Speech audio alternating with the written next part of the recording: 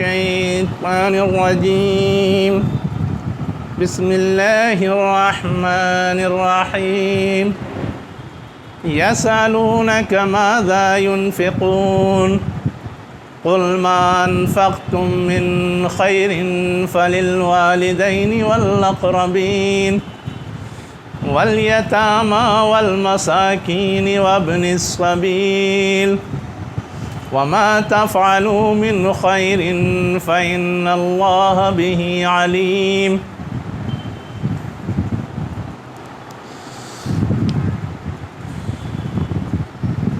یسألونک کیا معنی ہے؟ وہ آپ سے پوچھتے ہیں، سوال کرتے ہیں۔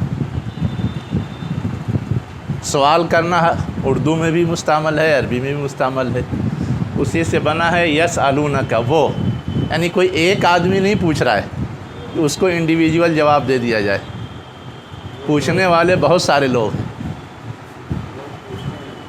ہاں، وہ پوچھتے ہیں آپ سے ماذا ينفقون، کیا خرچ کریں۔ ماذا مانے کیا ہوتا ہے، اور ينفقون مانے وہ خرچ کریں۔ یہ بھی کوئی پوچھنے کا سوال تھا، جو رہے گا وہی نہ خرچ کیا جائے گا۔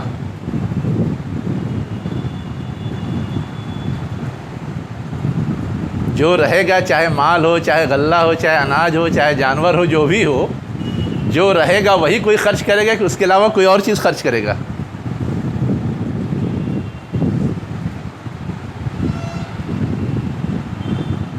اب کیا جواب ہوگا؟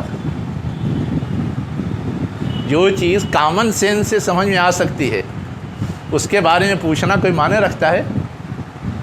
اصلاً سوال یہ نہیں تھا کیا خرچ کریں،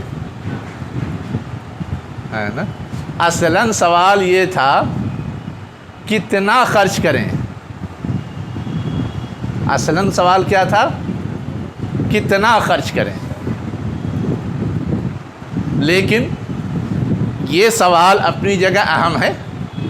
ہمارے پاس 100 روپے ہے، اب اس میں سے سب خرچ کر ڈالیں تو پھر ہم کیا کریں گے؟ اس میں سے 10 روپے خرچ کریں تو سامنے والے کی ضرورت پوری نہیں ہوگی، تو ایک بیچ کی راہ یا اعتدال کی راہ کیا ہو سکتی؟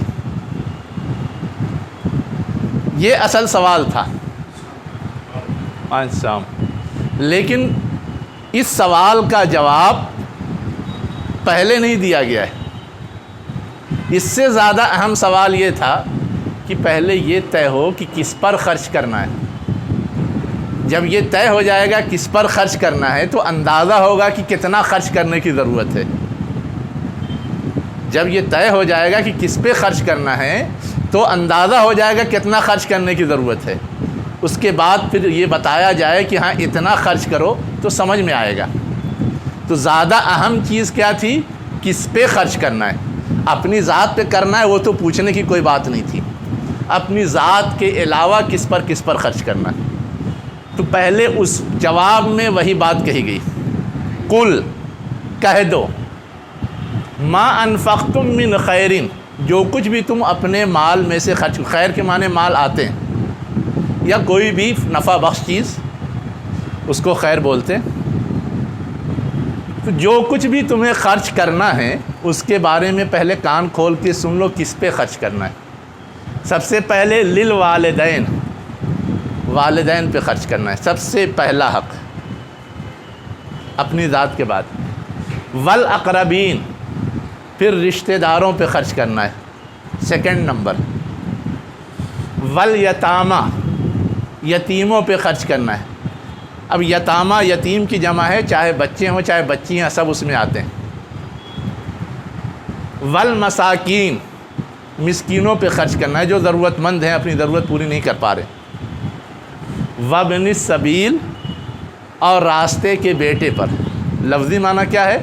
ابن معنی بیٹا، سبیل معنی راستہ، راستے کے بیٹے پر۔ مراد کیا ہے؟ مسافروں پر۔ مراد کیا ہے؟ مسافروں پہ خرچ کرنا ہے۔ تو کتنی چیزیں بتائی گئی؟ 1 2 3 4 5 چیزیں۔ اب یہ 5 چیزیں ہیں جن پر خرچ کرنا ہے۔ اب ان پر خرچ کرنے کے لیے کتنی ضرورت ہوگی اندازہ لگا لو، اتنا ہی خرچ کرنا ہے۔ اب تم جو بھی خرچ کرو گے، آگے کیا، وما تفعلوا من خیر، جو بھی تم خیر کا کام یا بھلائی کا کام کرو گے یا خرچ کرو گے، فإن اللہ بہ علیم، پس اللہ تعالیٰ جان رہا ہے کہ تم نے واقعتاً جتنا خرچ کرنا چاہیے تھا اتنا خرچ کیا یا اس سے کم خرچ کیا۔ اللہ تعالیٰ علم رکھتا ہے، بس تمہارے اوپر چھوڑ دیا اس نے، تم کتنا خرچ کرو۔ پہلے مرحلے میں صرف اتنا بتایا گیا، پہلے مرحلے میں صرف اتنا بتایا گیا ان کے سوال کے جواب میں۔ پھر دوسرے مرحلے میں جو ان کا اصل سوال تھا، کتنا خرچ کریں، اس کا جواب دیا گیا ہے۔ اسی ترتیب میں دیکھیے کہیں پر ہے،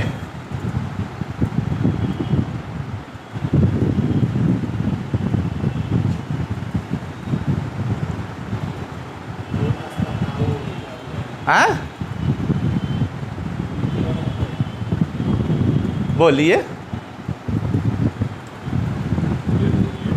دیکھیے ماذا ينفقون، یہاں پر انہوں نے یسألونک یہاں لکھا ہے، یسألونک ماذا ينفقون وہی سوال ہے جو یہاں تھا، یعنی یہ تو سمجھ میں آ گیا کس پہ خرچ کرنا ہے، لیکن اصل سوال کا جواب نہیں ملا، پھر تجسس ہے، پھر سوال ہے۔ تو کنورٹ کرنے کے بعد، متوجہ کرنے کے بعد اب اس سوال کا جواب دیا جا رہا ہے، کیا، یسألونک ماذا ينفقون، وہ پوچھتے ہیں کتنا خرچ کریں، تو اب اس کا جواب کیا دیا گیا، قل العف، کہہ دو کہ عفو۔ اب یہ عفو کس کو کہتے ہیں، ضرورت سے زیادہ کو، یعنی جتنا آپ کو اپنی ذات کے لیے، اپنی بیوی کے لیے، اپنے بال بچوں کے لیے، اپنے خدام کے لیے جو آپ کی رہائشی ضرورت ہے اس پر آپ پہلے خرچ کیجئے، اس کا حق پہلے۔ اب اس کے بعد جو بچے گا وہ گویا بقیہ لوگوں پر خرچ کرنا ہے، بقیہ لوگوں پر خرچ کرنا ہے، جو پہلے بتایا جا چکا ہے کن کن لوگوں پہ خرچ کرنا ہے۔ اپنی ضرورت پوری کرنے کے بعد جو بچ جائے وہ بقیہ لوگوں پر خرچ کرنا ہے۔ اب سوال آئے گا بھیجے میں پھر کہ سب خرچ کر دیں تو کل کو اگر کوئی ضرورت پڑے گی تو کیا کریں، کل کو کوئی ضرورت پڑے گی تو کیا کریں۔ یہ جو جواب ہے یہ اعلیٰ معیار کی طرف نشاندہی ہے، کس کی طرف، اعلیٰ معیار کی طرف۔ اعلیٰ معیار کا مطلب یہ کہ آج ہمارے پاس زائد ہے، ہم ضرورت مندوں پہ خرچ کر رہے ہیں، اللہ تعالیٰ تو جان رہا ہے۔ اب اگر کل ہم کو ضرورت پڑ جائے گی تو کیا اللہ تعالیٰ مسبب الاسباب نہیں ہے، وہ انتظام نہیں کر دے گا؟ تو اتنا اگر ایمان ہے، اتنا اگر اللہ پہ توکل ہے تو ہم سب خرچ کر ڈالیں گے۔ یہ ہے مطلوبہ معیار، اعلیٰ معیار۔ لیکن یہ گنجائش پوری موجود ہے شریعت میں کہ اپنی ضرورت کے لیے تھوڑا بہت بچا کر کے رکھا جائے، یہ گنجائش شریعت میں موجود ہے، جس کا اشارہ دوسری جگہوں پر آیا ہے۔ اللہ کے رسول نے بھی کہا، بعض صحابہ نے کہا کہ میں سارا مال فی سبیل اللہ دینا چاہتا ہوں، اللہ کے رسول نے کہا تمہارے بچے نہیں ہیں کیا، تمہاری بیویاں نہیں ہیں کیا، تم ان کو پریشان حال چھوڑ کے مت جاؤ، ان کو دو اور اس میں سے صرف 1/3 تم فی سبیل اللہ خرچ کرو، 1/3 میں تم وصیت کرو، باقی ان کے لیے چھوڑ کے جاؤ، ان میں وراثت تقسیم ہوگی، ان کی ضرورت پوری ہوگی۔ تو وہ تعلیم ہمارے پاس موجود ہے، ایسا نہیں کہ ہوا میں یہ بات کہی جا رہی ہے کہ نہیں رکھ سکتے، نہیں بچا سکتے، کل کی فکر نہیں کر سکتے، کر سکتے ہیں، لیکن ایمان اور توکل علی اللہ کا اعلیٰ معیار یہ ہے کہ اگر ضرورت آن پڑی ہے تو جو زائد ہے وہ خرچ کیا جائے، کل پھر اللہ تعالی ہماری ضرورت پوری کرے گا انشاءاللہ۔ تو اس سوال کا اصل جواب یہاں ہے، اس سوال کا اصل جواب یہاں ہے لیکن اس سے زیادہ اہم یہ بات تھی کہ کس پہ خرچ کرنا ہے، اس لیے پہلے وہ بات بتائی گئی، اس کے بعد یہ بات بتائی گئی، اور اشارہ دے دیا گیا کیا، کذالک یبین اللہ لکم الآیات لعلکم تتفکرون۔ اسی طرح اللہ تعالیٰ وضاحت کرتا ہے، واضح کرتا ہے تمہارے لیے آیات کو، جو حکم پہلے دیا، جو ہدایات پہلے دی، ان کو شاید کہ تم غور و فکر کرو۔ یعنی تمہارے سامنے بہت سارے پہلو، بہت سارے اینگل، خرچ میں جس جس چیز کا لحاظ رکھنا چاہیے وہ سب تمہارے ذہنوں میں آ جائے، تم سمجھ سکو، سوچ سکو۔ یہ بات سمجھ میں آئی؟ سوال کیا تھا، جواب کہاں ہے؟ اور یہ بات بھی سمجھ میں آئی کہ اس طرح کے سوالات اگر آتے ہیں تو یہ ضروری نہیں کہ بس صرف سوال کا جواب دیا جائے۔ اگر اس سوال کے سلسلے میں کوئی اہم پہلو ہے تو پہلے اس پہلو کو اجاگر کرنا چاہیے، جیسے اللہ تعالیٰ نے کیا، اس کے بعد اس سوال کا جواب دیا، تاکہ ساری باتیں جب سامنے آ جائیں گی تو زیادہ بہتر شکل بن جائے گی۔ اب اس کے بعد ایک اگلی بحث شروع ہوئی۔ اگلی بحث کیا شروع ہوئی؟ اصل میں خرچ کرنے کا سوال جو اٹھ کھڑا ہوا تھا وہ اس تناظر میں نہیں اٹھ کھڑا ہوا تھا۔ خرچ کرنے کا سوال تو اصلاً جنگی ضروریات کے تحت اٹھ کھڑا ہوا تھا۔ کس ضرورت کے تحت؟ جنگی ضروریات کے تحت، اس لیے اس میں بے تحاشا پیسہ لگتا ہے، آدھے سے زیادہ پیسہ ہر ملک دفاع میں لگا دیتی ہے۔ تو اس ضمن میں جب وہ سوال کھڑا ہوا تھا تو گویا آگے اسی حوالے سے کچھ اور باتیں کہی گئی۔ اب سوال یہ ہے کہ سوال اس ضمن میں کھڑا ہوا تھا، جواب کچھ اور دیا گیا ہے۔ تو سمجھنے کی چیز یہ ہے کہ عام حالات میں پہلا حق ان لوگوں کا ہے، عام حالات میں۔ ہنگامی حالات ہوں تو ترتیب بدل سکتی ہے، لیکن عام حالات میں کیا ہے؟ پہلا حق والدین کا ہے، رشتہ داروں کا ہے، یتیموں کا ہے، مسکینوں کا ہے۔ اس وقت بچا کر کے صرف جنگی ہتھیار خرید کے نہیں رکھا جائے گا۔ عملاً جنگ ہو رہی ہے، جنگ کے لیے پیسہ نہیں ہے، بالکل ایمرجنسی کا اعلان ہو گیا ہے، تب تو خرچ کیا جائے گا، سب کچھ اسی میں جھونک دیا جائے گا۔ لیکن نارمل وے میں اگر لائف چل رہی ہے تو صرف مستقبل کی ضرورت کے اعتبار سے، تحفظ کے نام کے، دفاع کے نام پر وہ ساری چیزیں تو کی جائیں جو کل کام آنے والی ہیں، اور آج یہ جو ضرورت مند کیا ہو، مجبوری سے مر جائیں۔ اسلام اس کو پسند نہیں کرتا، اسلام اس کو پسند نہیں کرتا۔ اس لیے پہلے اس نے بتا دیا کہ اولین ترجیح اس کی ہے نارمل حالات میں، اس کے بعد بچے گا تب جنگی حالات میں لگے گا۔ ایک بات۔ دوسری بات یہ ہے کہ جنگ تو ایک مشکل چیز ہوتی ہے اور خرچ کرنا بھی ایک مشکل کام ہوتا ہے، لیکن جنگ ایسی ضرورت ہے کہ اس کا ایک دیر پا فائدہ بھی ہوتا ہے۔ اس حقیقت کو سمجھنے کی ضرورت ہے، اس حقیقت کو کیا کرنے کی ضرورت ہے؟ سمجھنے کی ضرورت ہے۔ اس لیے بتایا جا رہا ہے کہ جنگ جو تم پر لازم کی گئی ہے، گرچہ تمہیں پسند نہیں ہے، لیکن اس کا نفع، اس کا فائدہ وسیع تر ہے، اس لیے اس کے لیے خرچ کرنے کی ضرورت ہے، تو تم کو اس پہ خرچ کرنا چاہیے، کنی نہیں کاٹنی چاہیے، اعراض نہیں کرنا چاہیے، اس سے فرار نہیں اختیار کرنا چاہیے۔ اسی لیے کیا کہا گیا؟ کتب علیکم القتال، تم پر جنگ کیا کی گئی ہے؟ فرض کر دی گئی ہے، لازم کر دی گئی ہے، لکھ دی گئی ہے۔ لفظی معنی تو لکھ دینا ہے، مفہوم کیا ہے؟ لازم کرنا، فرض کرنا۔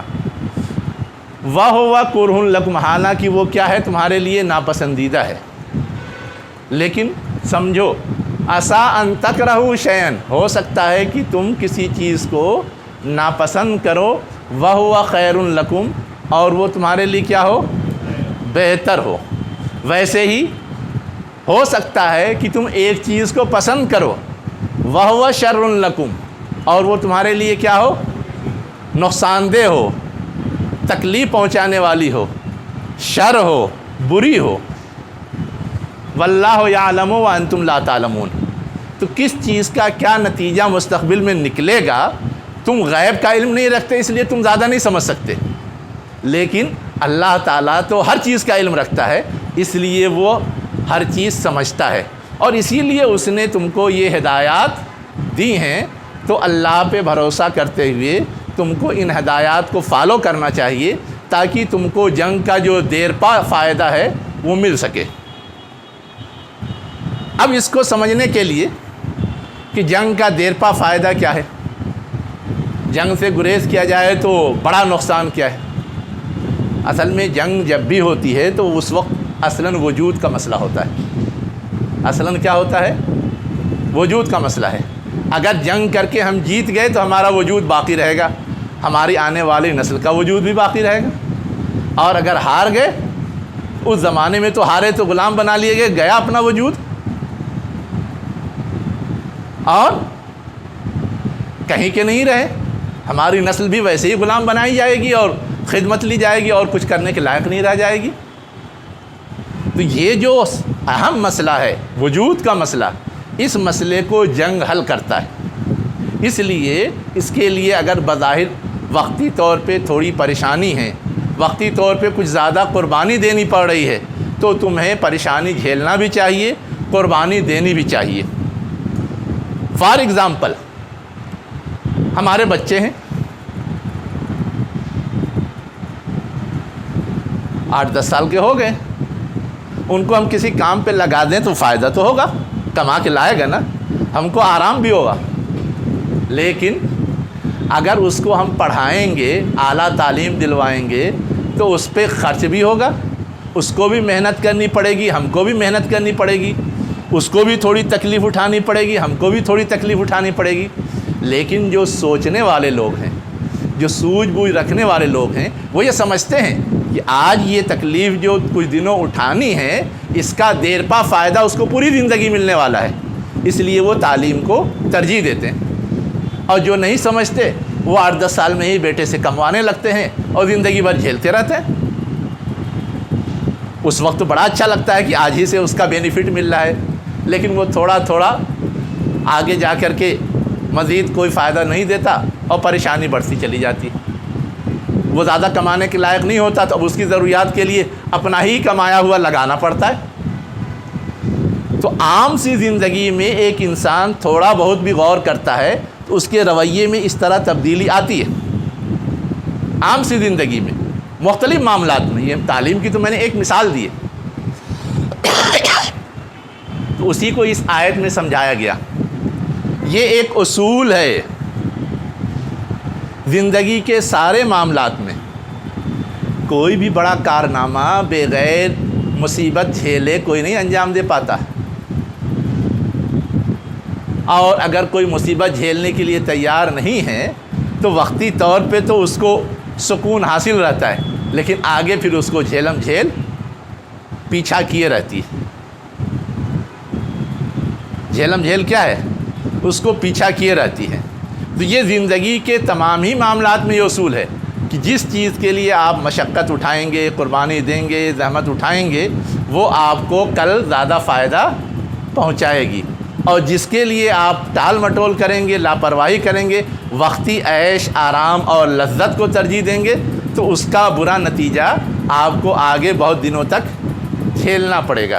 تو یہ ایک اصولی بات ہے، گرچہ جنگ کے پیرائے میں یا جنگ کے تناظر میں یہ بات کہی گئی، گرچہ جنگ کے تناظر میں یہ بات کہی گئی، لیکن زندگی کے سارے معاملات میں یہ اپلائی ہوتا ہے۔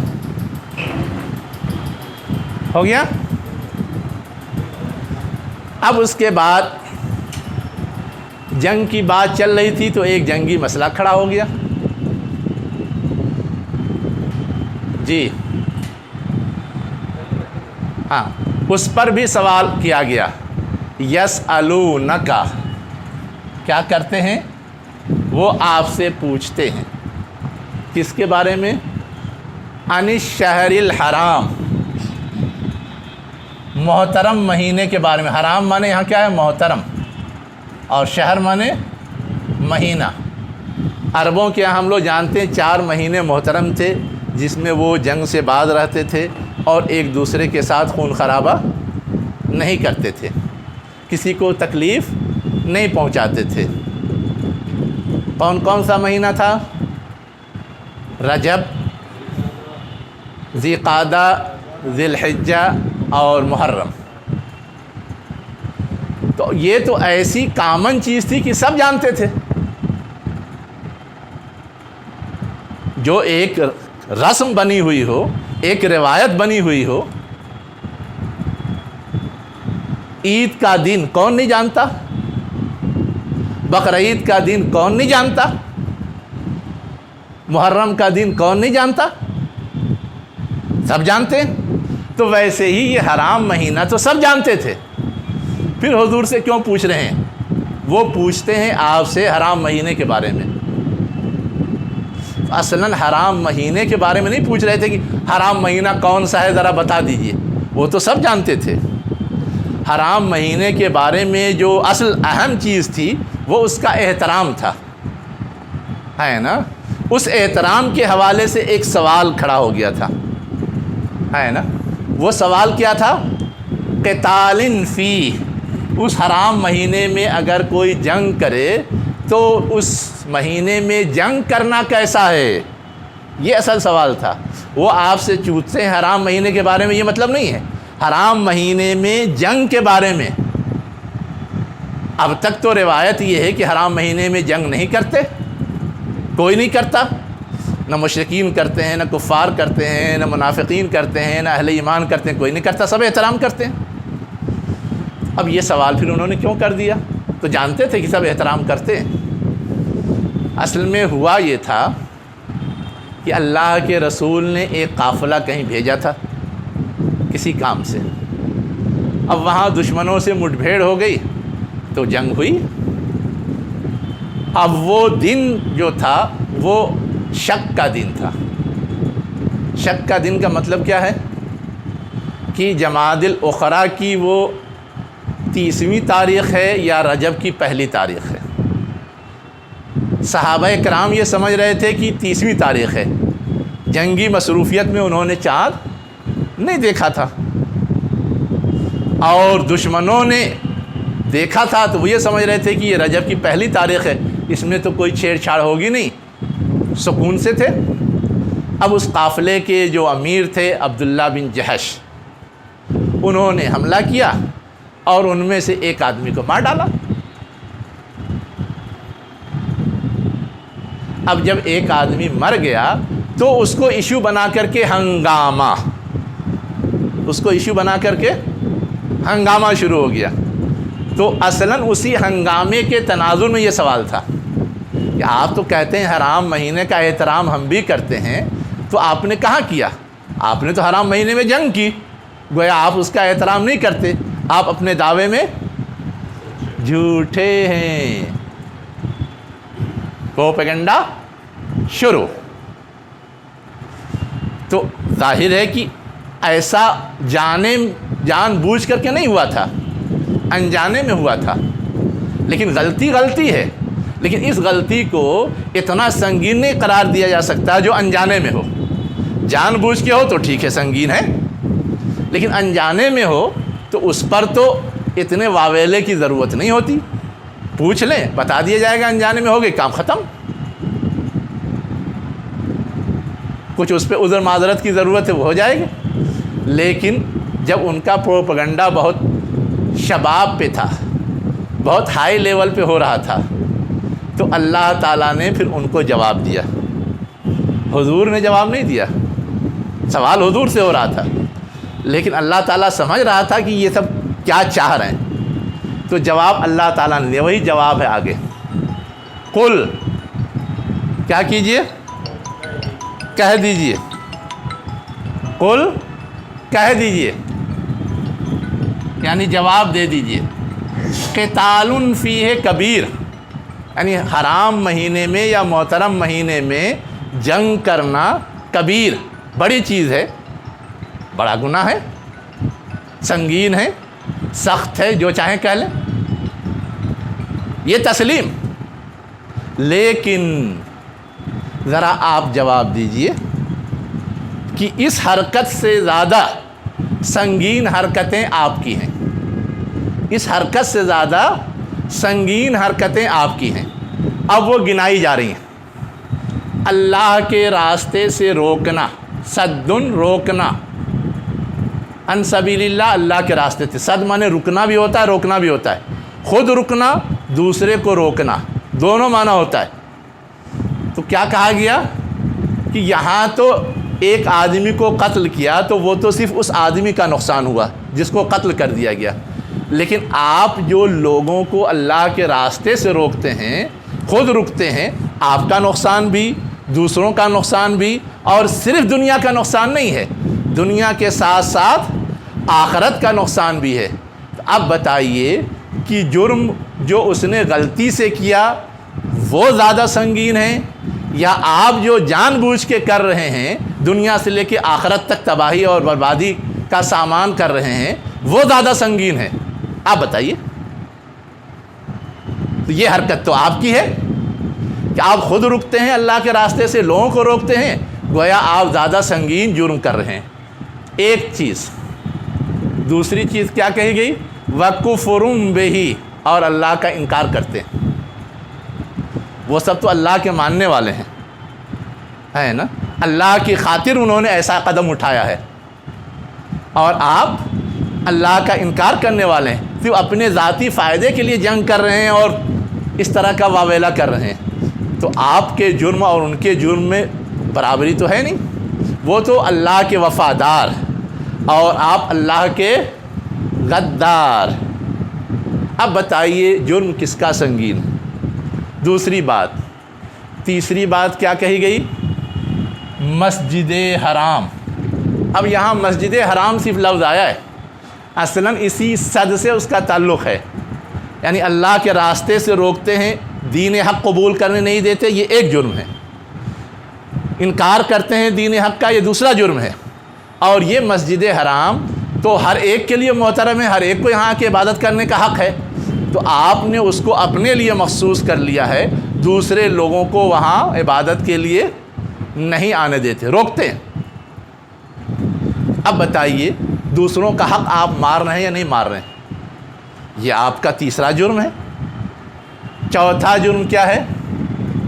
صرف روکتے ہی نہیں ہیں، جو لوگ مسجد حرام میں رہنے والے ہیں اور اللہ کا نام لینے والے ہیں، ان کو آپ نکال باہر کرتے ہیں، جیسے سارے مہاجرین کو کیا تھا، حضور کو کیا تھا، سب کو نکال باہر کیا۔ وَإِخْرَاجُ أَهْلِ، یعنی مسجد حرام والے یا وہاں کے رہنے والے کا نکالنا مسجد حرام سے۔ اس کا مرجع کیا ہے؟ مسجد حرام، اس کا بھی کیا ہے؟ مسجد حرام۔ تو ان کی 4 سنگین غلطیاں گنائی گئیں۔ اس کے بعد کیا کہا گیا؟ اکبر عند اللہ، جو اوپر محترم مہینے میں غلطی سے قتال ہو گیا تھا، اس کے مقابلے میں تمہارے یہ 4 جرائم زیادہ سنگین ہیں اللہ کے نزدیک۔ تو اب پہلے تمہارا مواخذہ ہونا چاہیے، تمہاری گرفت ہونی چاہیے، تم کو سزا دی جانی چاہیے، یا ان کو؟ بتاؤ تم لوگ، اصل مجرم تو تم لوگ، بڑے گنہگار تو تم لوگ، بڑے مجرم تو تم لوگ، تو پہلے تو تم کو سزا ملنی چاہیے۔ یہ گویا اللہ تعالیٰ نے ان اہل ایمان کا دفاع کیا۔ اور آگے ایک بات اور کہی، بالکل اصولی بات ہے، کیا ہے؟ وَالْفِتْنَةُ أَكْبَرُ مِنَ الْقَتْلِ۔ فتنہ مانے کیا ہوتا ہے؟ آزمائش۔ جو لوگ بھی تھے ان کو اللہ کے راستے سے روکا جا رہا تھا، تو وہ آزمائش میں تھے، قبول کریں کہ نہیں کریں۔ سمجھ رہے تھے کہ محمد صحیح ہے، ان کی بات درست ہے، لیکن یہ لوگ روک رہے ہیں تو اب پھنس گئے۔ سمجھ رہے تھے کہ صحیح ہے، لیکن اب باپ دادا کفر پر ہیں تو ہم کیسے چلے جائیں؟ آزمائش میں تھے۔ سمجھ رہے ہیں کہ مسجد حرام میں جا کے عبادت کرنے کا حق ہے، اس کا زیادہ ثواب ہے، لیکن اب یہ آنے نہیں دے رہے ہیں، وہاں عبادت نہیں کرنے دے رہے ہیں، تو آزمائش میں تھے۔ اسی کو کہا گیا کہ یہ جو آزمائش میں تم نے ان کو ڈال دیا ہے، صحیح راہ پہ چلنے میں تم نے رکاوٹ کھڑی کر دی ہے، اکبر من القتل، یہ زیادہ سنگین ہے قتل کے مقابلے میں۔ اگر تم ان کو قتل کر دیتے تو یہ تو شہید اور کامیاب، لیکن تم نے جو ان کو آزمائش میں ڈالا، اگر یہ بھٹک گئے تو دنیا آخرت دونوں برباد۔ تم نے جو آزمائش میں ڈالا اس کے لیے ان کو راہ حق پہ چلنا بہت مشکل۔ تو اس کا مطلب یہ ہے کہ تمہاری یہ سب جو حرکتیں ہیں یہ ایک آدمی کے قتل سے زیادہ سنگین ہیں، زیادہ بری ہیں۔ تو کبھی بھی کسی مسئلے میں اگر دو طرح کا جرم ہو تو یہ دیکھا جائے گا کہ دونوں جرم میں سے کون زیادہ سنگین ہے، پہلے حکم اس پر لگے گا۔ جو جرم ہلکا ہے وہ بعد میں آئے گا نمبر میں، جیسے شراب کے بارے میں کہا گیا اسمہما اکبر من نفعہما، فائدہ بھی ہے نقصان بھی ہے، لیکن نقصان اس کا، گناہ اس کا زیادہ ہے، حکم لگ گیا کہ حرام، فائدے کو کنسیڈر نہیں کیا گیا، فائدے کو کنسیڈر نہیں کیا گیا، تسلیم نہیں کیا گیا۔ اسی کو کہا جا رہا ہے والفتنۃ اکبر من القتل، تم نے جو ان کو آزمائش میں ڈال دیا ہے یہ چیز ان کے قتل کے جرم سے کیا ہے، زیادہ سنگین ہے، سخت ہے۔ اب اس کے بعد اہل ایمان کو خطاب کر کے کہا جا رہا ہے کہ یہ تو ہو گیا ان کا جواب جو سوال تھا، ہے نا، لیکن اہل ایمان کان کھول کے سن لو، یہ سب جو پروپیگنڈا کر رہے ہیں یہ سب تو دشمنی میں کر رہے ہیں، اور یہ چاہتے ہیں کہ اسی طرح بدنام کر کے تم کو کیا کریں، راہ حق سے پھیر دیں، راہ حق سے بھٹکا دیں۔ تو اس کو کیا وَلَا يَزَالُونَ يُقَاتِلُونَكُمْ، وہ برابر تم سے جنگ کرتے رہیں گے، تمہاری دشمنی کرتے رہیں گے، تمہارے خلاف لڑتے رہیں گے۔ یہ کان کھول کے سن لو، یہ پہلی بار کا معاملہ نہیں ہے، اتنا ڈانٹ ڈپٹ دیا گیا تو وہ سکون سے بیٹھ جائیں گے، ایسا بھی نہیں ہے۔ اس لیے کہ ان کا گول تو کچھ اور ہے، ان کا گول تو یہ کہ تم کو بھی ویسا ہی کافر مشرک بنا دیں، مرتد بنا دیں، اپنے جیسا بنا دیں، تاکہ دنیا ان پہ انگلی نہ اٹھائے، ان کی خرابی پہ انگلی نہ اٹھائے، ورنہ دنیا تو کہتی ہے یہ اچھا وہ خراب۔ اسی کو کہا گیا کہ وہ برابر یقاتلونکم، تم سے جنگ کرتے رہیں گے، حتیٰ یردوکم، یہاں تک کہ تم کو پھیر دیں، لوٹا دیں۔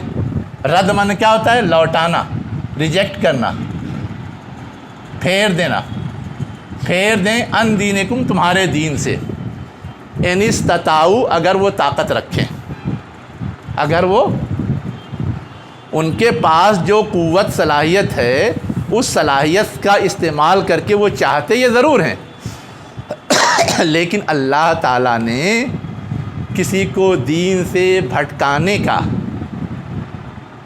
پاور نہیں دیا ہے، صرف وسوسہ ڈال کر کے کنفیوز کر سکتا ہے، دائیں بائیں ان کو موڑ سکتا ہے، لیکن غلطی پر لامحالہ وہ جما دے، یہ صلاحیت اس کے پاس نہیں۔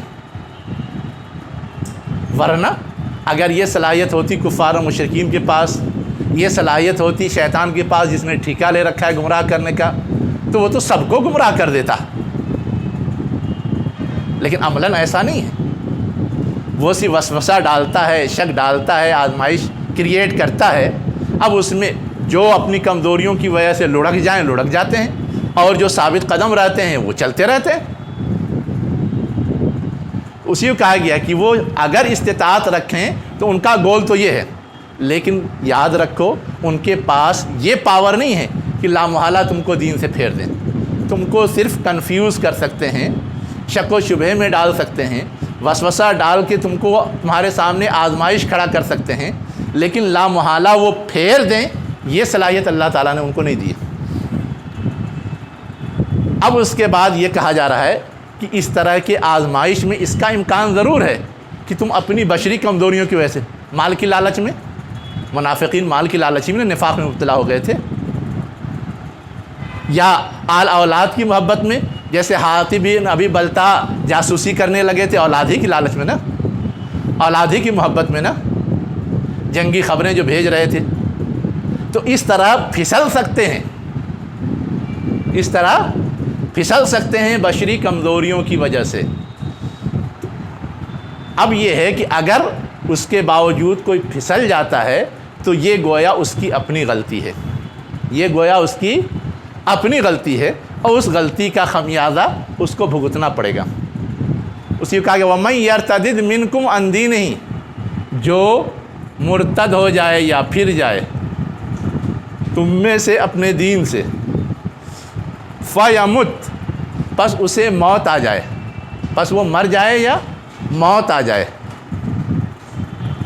وَهُوَ كَافِرٌ، اور وہ کفر کی حالت میں ہو. کس میں ہو؟ کفر کی حالت میں ہو. فَأُولَٰئِكَ حَبِطَتْ أَعْمَالُهُمْ فِي الدُّنْيَا وَالْآخِرَةِ، تو ایسے لوگ ان کے جو بھی اعمال ہیں وہ ڈھہ جائیں گے.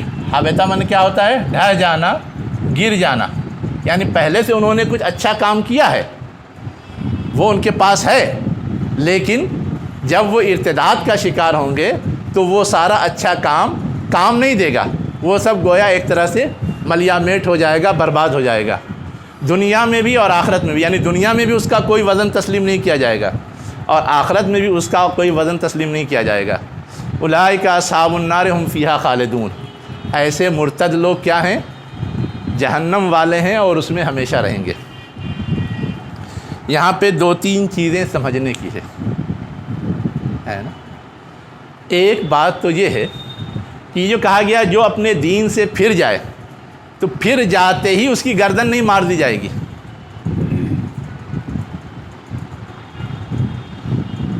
جو شرعی احکام ہیں اس میں یہ ہے کہ اس کو توبہ کی تلقین کی جائے گی. اگر وہ توبہ کر لیتا ہے تو پھر اس کی گردن نہیں ماری جائے گی. لیکن اگر توبہ نہیں کرتا، اسی حال میں باقی رہتا، اس کا مطلب یہ کہ اس پر اس کو اصرار ہے، اسی کو وہ بہتر سمجھ رہا ہے. اس میں بھی یہ گنجائش ہے کہ مرنے سے پہلے اگر توبہ کر لے تو بھی اللہ تعالیٰ معاف کر سکتا ہے. فَيَمُتْ، پس وہ مر جائے، وَهُوَ كَافِرٌ، کفر کی حالت میں ہو. تو اگر توبہ کر لے مرنے سے پہلے تو بھی معافی ہو جائے گی، لیکن اگر کفر کی حالت میں مرا تو معافی نہیں ہوگی. ایک بات تو سمجھنے کی یہ تھی.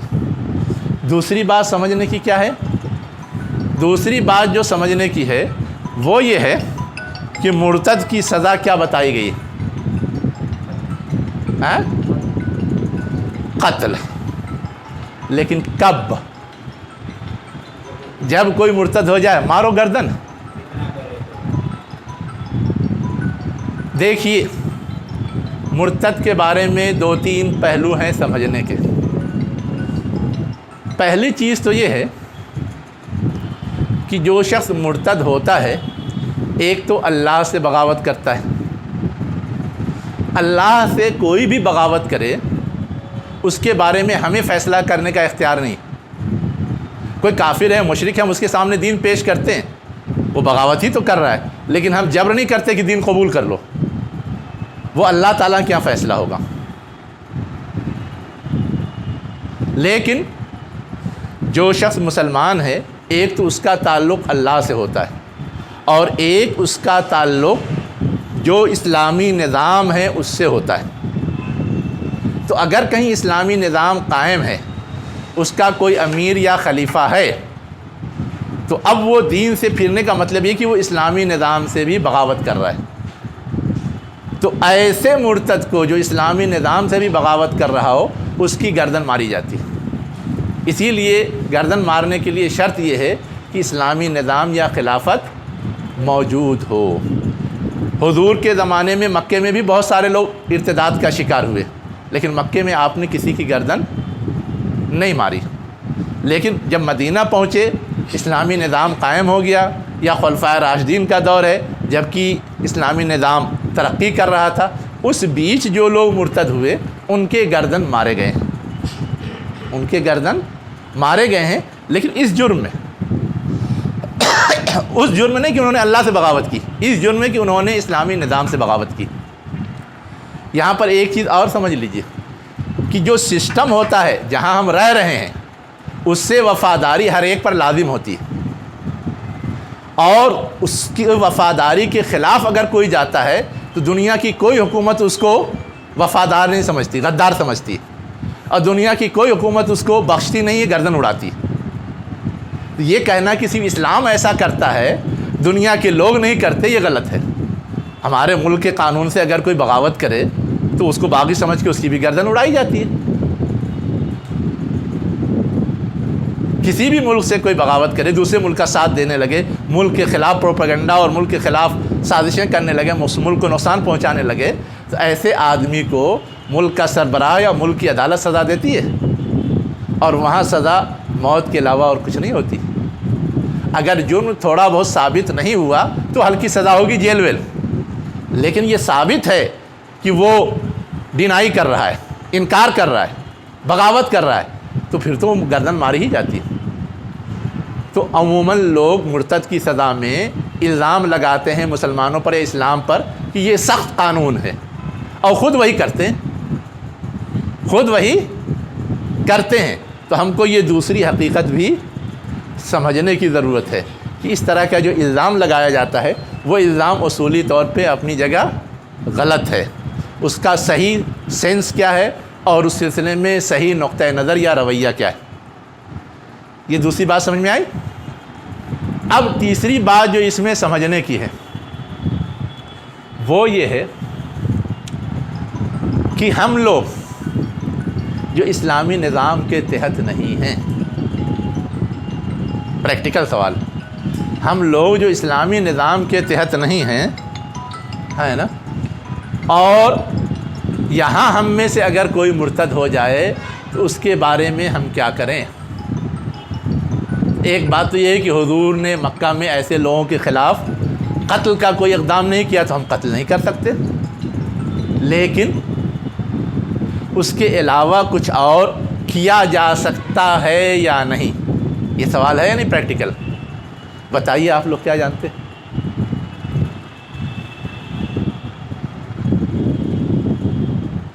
کچھ کبھی پڑھا، سنا، مطالعے میں آیا؟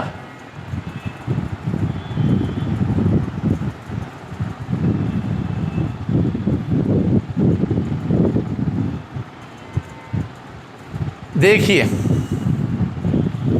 اس طرح کے جو عناصر ہیں اس کو اس وقت تک جب تک کہ اسلامی نظام یا امارت یا خلافت قائم نہیں ہوتی اس وقت تک سماجی دباؤ کے تحت دبا کے رکھا جائے گا تاکہ اس کا شر پھیلے نہیں، اس کا شر پھیلے نہیں۔ اب ہم مختلف مواقع پہ مختلف طرح کا سماجی دباؤ استعمال کر سکتے ہیں۔ ایسی آبادی میں ہے جہاں ہماری ہی بات سنی جاتی ہے تو ہم اس کو جلا وطن کروا سکتے ہیں، کوئی مسئلہ نہیں، جاؤ دوسری جگہ رہو، یہاں فساد مت پھیلاؤ۔ اگر نہیں کر سکتے تو وہیں رہنا ہے، لیکن فلاں کام نہیں کرنا ہے، اگر کرو گے تم کو سزا دی جائے گی، متفقہ طور پہ ایک فیصلہ لے۔ سماجی دباؤ میں جیسے ہوتا ہے بہت سارے برائیوں کو یا خرابیوں کو کنٹرول کرنے کے لیے، تو اس طرح کے اقدامات کیے جا سکتے ہیں، اس طرح کے اقدامات کیے جا سکتے ہیں، بشرطے کہ اس سے کوئی بڑا فتنہ کھڑا ہونے والا نہ ہو۔ یہ میں اس لیے کہہ رہا ہوں کہ آج کل اس طرح کی سزا کا اگر ہم سلسلہ شروع کریں گے تو جو اسلام دشمن قوتیں ہیں وہ اس کو اچک لیتی ہیں اور ہیرو بنا کر کے اور تماشا کرتی، ہیرو بنا کر کے اور تماشا کرتی، اور کبھی کبھی اس کی وجہ سے اس سے زیادہ نقصان ہو جاتا ہے جتنا سی اس کے ایک ارتداد سے نہیں ہو رہا تھا۔ تو اس چیز کو ملحوظ رکھا جائے گا، ٹھیک۔ اب آگے کیا کہا جا رہا ہے؟ ان الذین آمنوا، بے شک وہ لوگ جو ایمان لائے، وہاجروا، ہجرت کی، وجاہدوا فی سبیل اللہ، اللہ کے راستے میں جہاد کیا، اولئک یرجون رحمت اللہ، وہ لوگ کیا کرتے ہیں؟ اللہ کی رحمت کی امید رکھتے ہیں۔ ہجرت کیا کا مطلب یہ کہ گھر بار مال اسباب سب چھوڑ دیا، نقصان اٹھایا۔ جہاد کیا کا مطلب یہ کہ اپنی جان بھی خطرے میں ڈالی اور جو کچھ تھا ان کے پاس وہ بھی لگایا، چاہے وہ جانور ہو، چاہے وہ ہتھیار ہو، یا جو بھی ہو، پیسہ تو پیسہ بھی لگاتے۔ تو اب یہ سب جب وہ لگا دیتے ہیں اللہ کے راستے میں تو ان کے لیے وہ مسئلہ کھڑا ہو سکتا ہے کہ کل کوئی ضرورت ہوئی تو کیا ہوگا. میں نے پہلے اشارہ کیا تھا کہ ایمان ان کو اللہ سے پر امید رکھتا ہے. اسی کو کہا گیا اولئک یرجون رحمت اللہ، وہ اللہ کی رحمت سے امید لگاتے ہیں کہ آج ہم نے سب لٹا دیا، اللہ تعالیٰ مسبب الاسباب ہے، وہ پورا کرے گا. واللہ غفور الرحیم، اللہ بخشنے والا ہے اور رحم کرنے والا ہے. بخشنے والے کا مطلب یہ ہے کہ یہ سب کرنے میں کوئی کوتاہی ہوئی یا اوپر ایک مسئلہ آ گیا تھا، شہر حرام کے احترام میں کوتاہی ہو گئی تھی انجانے میں، تو اب وہ سب انجانے کی غلطی ہے، اللہ تعالیٰ جان رہا ہے، اس لیے اللہ تعالیٰ اس کو بخش دے گا، تمہیں بہت زیادہ ٹینشن لینے کی ضرورت نہیں ہے. اور رحیم کا مطلب یہ ہے کہ جو تمہاری ضرورتیں ہیں اس کو اپنی رحمت سے پوری کرے گا. تم کو نہیں معلوم مستقبل میں کیا کیا ضرورت پڑے گی، لیکن اللہ ایسے راستے پیدا کرتا رہتا ہے کہ تمہاری ضرورتیں پوری ہوتی رہتی ہیں. تو آج اگر تم نے اللہ کے راستے میں لگا دیا ہے تو بھی اللہ تعالیٰ کیا کرے گا؟ اپنی رحمت سے اس کو پورا کرے گا. اب ایک سوال اور آیا، ٹائم ہے ابھی ہے؟ اذان نہیں ہوئی ہے؟ ٹھیک، چلیے. تو اب اگلا سوال کیا ہے؟ یسألونک، وہ آپ سے پوچھتے ہیں.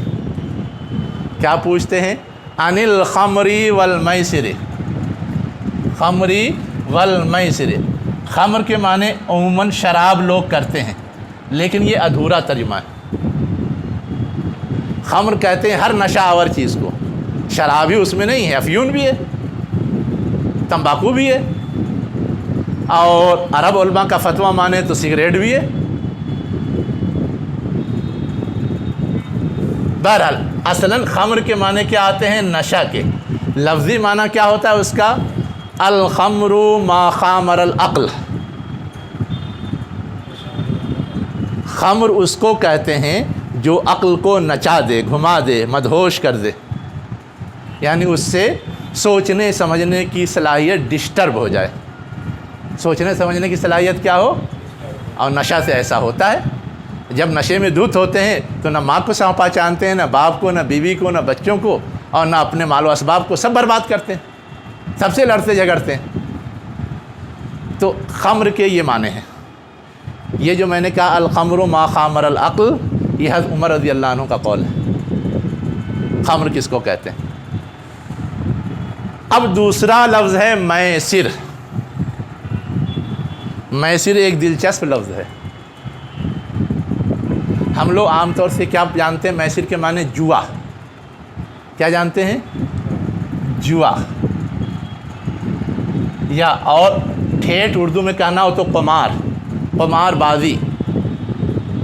جوا کی جو شکلیں ہیں اس میں قمار بھی ایک شکل ہے، اس کو بولتے ہیں. یا آج کی سادہ زبان میں کہنا ہو تو سٹے بازی. کیا؟ سٹے بازی. آپ جو چاہیے کہیے، کوئی مسئلہ نہیں اس سے. میسر کا ترجمہ عموماً یہ لوگ کرتے ہیں، لیکن لغت میں کھولیں گے تو یہ تو میسر بنا ہے یسر سے، یہ سین رے. ان مع العسر، کیا مطلب؟ پریشانی کے ساتھ آسانی ہے. گویا میسر کے اصل معنی آتے ہیں آسانی کے. اب جوا کو، قمار کو، سٹے بازی کو میسر کیوں کہتے ہیں؟ اس لیے کہتے ہیں کہ اس کے ذریعے آسانی سے پیسہ حاصل ہوتا ہے، اس کے ذریعے آسانی سے انکم ہوتی ہے، اس لیے اس کو کیا کہتے ہیں؟ میسر کہتے ہیں. اب اگر اس کا یہ معنی ہے کہ بغیر محنت کیے ہوئے آسانی سے پیسہ حاصل ہو جائے تو اب یہ دائرہ ان تین چیزوں سے اور پھیل جائے گا. انشورنس میں بھی آسانی سے پیسہ ملتا ہے، سود میں بھی آسانی سے پیسہ ملتا ہے، اور بعض علماء نے تو یہاں تک لکھا ہے کہ یہ حضرات لوگ جو شادی کرتے ہیں اور سسرال والے سے جہیز لیتے ہیں وہ بھی بڑی آسانی سے حاصل ہوتا ہے. جو تلک لیتے ہیں وہ بھی بڑی آسانی سے حاصل ہوتا ہے، وہ بھی میسر میں شامل ہے، لفظ کے اندر پوری گنجائش ہے۔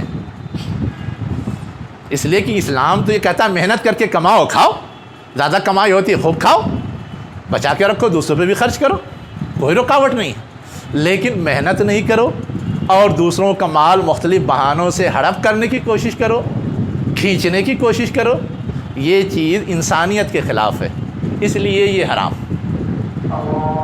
تو معنی یہاں تک لے گئے ہیں مفسرین، جہیز تلک کو بھی اس میں شامل کیا ہے۔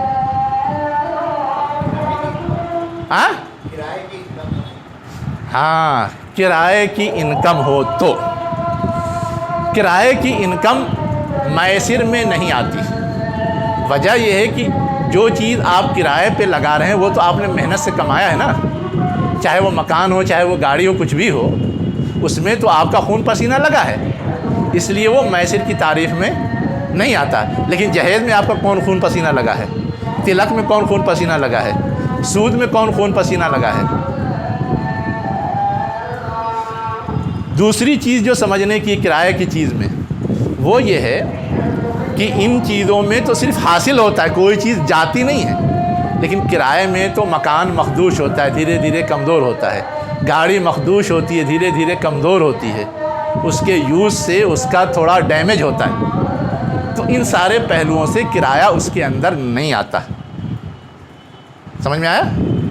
چلیے، اب کیا کہا جا رہا ہے کہ وہ پوچھتے ہیں نشے کے بارے میں اور جوا کے بارے میں، تو کہا گیا قل فیہما اسم کبیر، کہہ دو ان دونوں میں بڑا گناہ ہے، ومنافع للناس، اور لوگوں کے لیے کچھ فائدہ بھی ہے، آسانی سے پیسہ حاصل ہو جاتا ہے تو آرام سے زندگی گزرتی ہے نا، ایک پہلو ہے۔ دوسرا پہلو اور روایات میں بیان کیا جاتا ہے کہ جو لوگ یہ سارا کام کرتے تھے وہ حج کے موسم میں داد و دہش بھی خوب کرتے تھے، ضرورت مندوں پر، غریبوں پر لٹاتے تھے، جوا کھیل کر کے جو انکم ہوتی تھی، یا اور نشے کی حالت میں ان کو کیا کہتے ہیں کچھ خیال نہیں رہتا تھا تو لٹاتے تھے، تو غریبوں کا بھلا ہو جاتا تھا۔ ایک تیسرا پہلو یہ بھی کہتے ہیں کہ اب شراب بظاہر تو زیادہ نقصان دہ، لیکن کچھ فائدہ تو بتایا گیا ہے نا، تھکان دور ہو جاتی ہے۔ جو لوگ کہتے ہیں شراب کا فائدہ، وہ کیا کہتے ہیں؟ تھکان دور ہو جاتی ہے، ایک فائدہ ہے، سرور حاصل ہوتا ہے، مزہ آتا ہے، انسان کو تو مزہ بھی چاہیے نا۔ اب یہ سب فائدہ گناتے ہیں، ظاہر ہے وہ تو حاصل ہوتا ہے، لیکن اب میں نے پہلے کیا بتایا کہ فائدہ نقصان دونوں کا مقابلہ ہوگا، جو زیادہ ہوگا وہ مانا جائے گا، جو کم ہوگا وہ القت۔ وَإِسْمُهُمَا أَكْبَرُ مِن نَفْعِهِمَا، اصول سنا دیا گیا، ان دونوں کا اسم کیا ہے؟ گناہ زیادہ بڑا ہے اس کے نفع سے، اس لیے گویا یہ دونوں غلط، یہ کہا نہیں گیا لیکن یہ کہہ دیا گیا کہ اس کا گناہ نقصان دہ ہے، اس کا مطلب بچو، اس کا مطلب کیا ہے؟ بچو۔ اب اس کے آگے جو سوال تھا وَيَسْأَلُونَكَ مَاذَا يُنْفِقُونَ قُلِ اللَّهُ كَذَلِكَ يُبَيِّنُ اللَّهُ لَكُمُ الْآيَاتِ لَعَلَّكُمْ تَتَفَكَّرُونَ، یہاں تک تو پہلے ہی ہم لوگ سمجھ چکے تھے، یہاں تک ہم لوگ پہلے ہی سمجھ چکے تھے۔ تو اب یہاں پر ایک سوال صرف سمجھنے کا ہے کہ سوال وہاں تھا، ایک پہلو وہاں اجاگر کیا، دوسرا پہلو اس کے بعد بھی تو اجاگر کیا جا سکتا تھا، اس کو کھینچ کے یہاں کیوں لایا گیا؟ اس کو کھینچ کے یہاں کیوں لایا گیا؟ اصلاً جو چیز سمجھائی جا رہی ہے وہ یہ کہ خمر اور میسر کے نتیجے میں جو وہ لوگوں پہ فیاضی کا مظاہرہ کرتے ہیں وہ ان لمیٹڈ ہوتا ہے، ہوش تو رہتا نہیں، پورا لٹا ڈالتے ہیں، پورا پھینک ڈالتے ہیں، پورا گنوا بیٹھتے ہیں، تو یہ چیز تو خود اس کو نقصان پہنچائے گی۔ اس لیے صحیح رویہ کیا ہو سکتا ہے؟ وہ آگے کہہ دیا گیا کہ پہلے اپنی ضرورت کا خیال کرو، پھر بچ جائے تب لٹاؤ، تب خرچ کرو، یہ ہے صحیح رویہ۔ تو وہ جو پہلو تھا کہ وہ فیاضی کا مظاہرہ کر کے برباد کر لیتے تھے اپنے آپ کو، اس پہ کنٹرول کرنے کے لیے جو صحیح رویہ ہو سکتا ہے اس کی طرف بھی نشاندہی کرنی تھی، اس لیے یہاں لا کے اس کا جواب دیا گیا ہے، اس لیے یہاں لا کر کے اس کا جواب پیش کیا گیا ہے۔ اب سمجھ میں آیا کیوں آیا یہاں جواب؟ چلیے اب اس میں کیا کہا گیا؟ لعلکم تتفکرون فی الدنیا والآخرہ، شاید کہ تم غور و فکر ہو دنیا میں اور آخرت میں، یعنی یہ جو مال خرچ کرنے کے سلسلے میں ہدایات دی گئی ہیں اس کا دنیا میں کیا امپیکٹ پڑے گا، آخرت میں کیا امپیکٹ پڑے گا، اس کو سمجھنے کے لیے تھوڑا غور و فکر بھی کرو تو حقیقتیں سمجھ میں آئیں گی۔ اب آگے ایک چیز کی طرف اور اشارہ کیا گیا، یسألونک عن الیتامى، یسألونک یس عن الیتامى، عن الیتامى لکھ دیا ہے، یا نہیں ہوگا، ہاں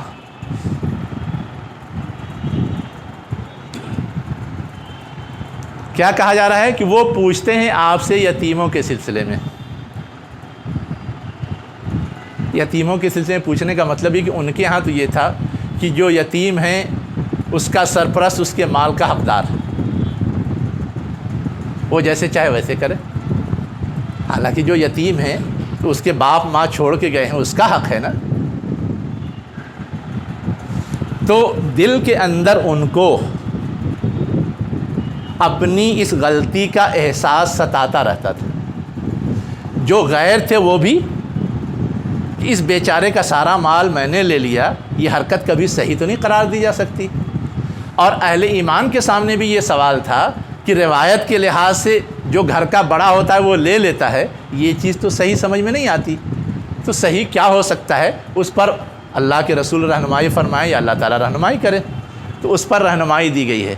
قل کہہ دو اصلاح لہم خیر، کہ جو ان کا مال ہے اس کو اچھے کام میں یا بہتر بنانے میں لگانا یہ صحیح ہے۔ اصلاح لہم خیر یعنی ان یتیموں کے لیے اس جائیداد کا، اس مال کا اچھا یوز پیدا کرنا، مطلب کھیتی ہے تو کھیتی کروانا، پیسہ ہے تو تجارت کروا کر کے اور نفع حاصل کرنا، یہ سب درست ہے۔ خیر ہے کہ مطلب بہتر ہے، درست ہے۔ وَإِن تُخَالِطُوهُمْ، اور اگر ضرورت محسوس ہو تو اپنے کاروبار کے ساتھ ملا کر کے بھی، اپنی کھیتی باڑی کے ساتھ ملا کر کے بھی کر سکتے ہو۔ الگ الگ کرنے میں زحمت ہو سکتی ہے، بس حساب رکھنا ہے، حساب رکھنا ہے، یہ رعایت دی جا رہی ہے۔ وَاللَّهُ يَعْلَمُ الْمُفْسِدَ مِنَ الْمُصْلِحِ، تو یہ کیا کہا گیا؟ وَإِن تُخَالِطُوهُمْ، تم ان کو خلط ملط کر لو، یعنی ملا لو۔ اس کا معنی کیا ہوگا؟ ملا لو۔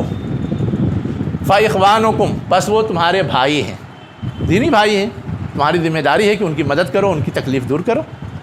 وَاللَّهُ يَعْلَمُ الْمُفْسِدَ مِنَ الْمُصْلِحِ، اور اللہ جانتا ہے مصلح کے مقابلے میں مفسد کو، یعنی کون اس کا صحیح استعمال کر رہا ہے اور کون ڈنڈی مار کے صرف اپنے لیے سمیٹ رہا ہے، اس کو اللہ تعالیٰ جانتا ہے۔ تو تم بچ نہیں سکتے، اللہ نے یہ چھوٹ، یہ رعایت تو دے دی، لیکن تم بچ نہیں سکتے، تمہارا مواخذہ ہوگا، اس لیے تم کو پورا خیال رکھنا ہے، حساب و کتاب رکھنا ہے۔ وَلَوْ شَاءَ اللَّهُ لَأَعَانَتَكُمْ إِنَّ اللَّهَ عَزِيزٌ حَكِيمٌ، اگر اللہ چاہتا تو تم کو پریشانی میں ڈال دیتا۔ آنتا مانے مشقت میں ڈالنا، پریشانی میں ڈالنا، مشقت میں ڈالنا، پریشانی میں ڈالنا۔ مطلب کیا ہوگا کہ وہ یہ کہہ دیتا کہ الگ الگ حساب رکھو، الگ الگ ان کے کھانے پینے کا انتظام کرو، الگ الگ ان کا کاروبار چلاؤ، تو یہ زیادہ پریشانی کی بات ہوتی نا۔ اللہ تعالیٰ ایسا آرڈر دیتا تمہیں لامحالہ ماننا تھا، لیکن اللہ تعالیٰ سمجھتا ہے کہ اس صورت میں زحمت ہوگی، اس لیے نے وہ رعایت دی ہے، لیکن اس رعایت کا غلط استعمال نہیں ہونا چاہیے۔ ان اللہ عزیز حکیم، بے شک اللہ عزیز اور حکیم ہے۔ عزیز کا مطلب غالب ہے، غلط استعمال کرو گے تو پکڑ لے گا، اور حکیم کا مطلب یہ کہ حکمت والا ہے، یعنی تم کو یہ جو رعایت دی ہے تو یہ حکمت پر مبنی بات ہے، اس لیے یہ رعایت دی ہے، ورنہ حکمت تو مبنی بات وہ ہوتی کہ الگ الگ کر دیں تو وہ حکم دیتا۔ وآخر دعوانا ان الحمد للہ رب العالمین۔